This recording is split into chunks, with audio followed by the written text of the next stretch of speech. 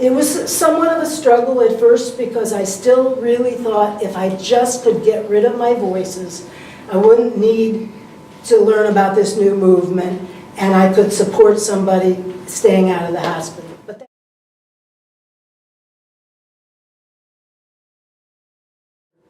So I really got involved with that movement and learning about it. The narrative of individuals needing to be fixed and to work things out within themselves without looking at the social contexts and the things that are really distressing was a narrative that wasn't helpful. But when I looked at relationships, I knew relationships had helped me grow all the whole time. But again, it was a relationship with somebody who was a helper to somebody who really needed to be helped. And some of those relationships were really very important. The one that was most important was a therapist I saw when I got out of a long-term hospitalization against medical advice. And he was a terrific psychologist. And he worked with me to show affect, to show expression in my face, to a lot of things, to make some goals, and so I could, because I had dropped out of high school to be in the hospital. So he was really helpful, and one of the things he taught me was to live as if, which meant to live as if I were human. And that was a way to get started. But that fit very much with the messages of my voices, which were that I was not human. So I could move ahead and go to graduate school and do play therapy with children, but I was still masquerading as a human. I was using everything I learned in school and books from teachers and mentors, but I wasn't embodying it because I was doing it as if. And as much as that person taught me, there was a limit to that. And so when things became overwhelming at different points in my life, that dominance of my voice experience and the beliefs that went with it would get fired up. So when I was working with a child who had been sexually abused and the judge wanted to give the abuser unsupervised visitation, I was overwhelmed, and I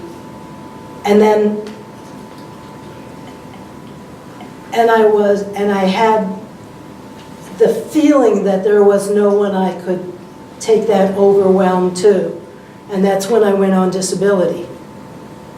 And I stayed on disability for a really long time. Recently, I had to move into another living situation, and I was sorting through things. And I found this letter from the child's parent, and she was apologizing to me for how she yelled at me. And I didn't remember her yelling at me at all because I just had felt so ashamed of not being able to support and protect this child. I didn't realize that the voices that I had were augmented voices that she had let me have it, but I hadn't forgotten that.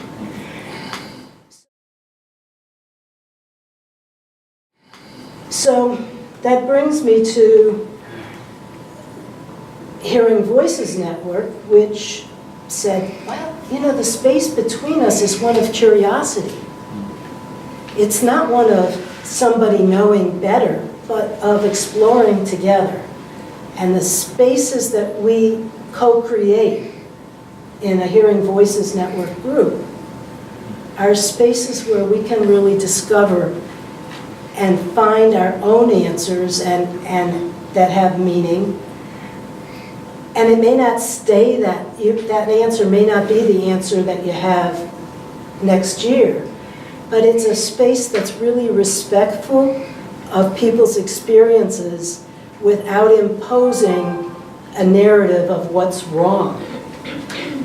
The Hearing Voices Network movement started because the psychiatrist and the person he was working with wanted to learn from people who weren't in the psychiatric system how they had lives of meaning and purpose. Because in the research it showed that those people who didn't enter the system and didn't get the psychiatric narrative had full lives.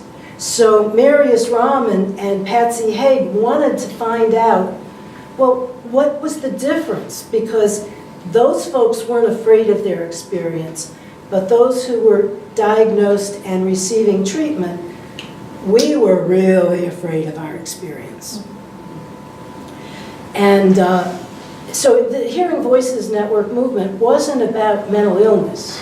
It started with people trying to learn from people who had full and purposeful lives and no diagnosis.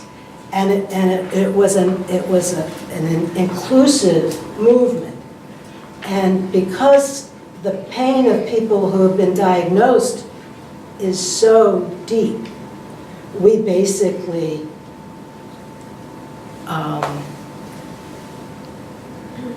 overwhelmed the part of the movement that was about people for whom it had never been a problem.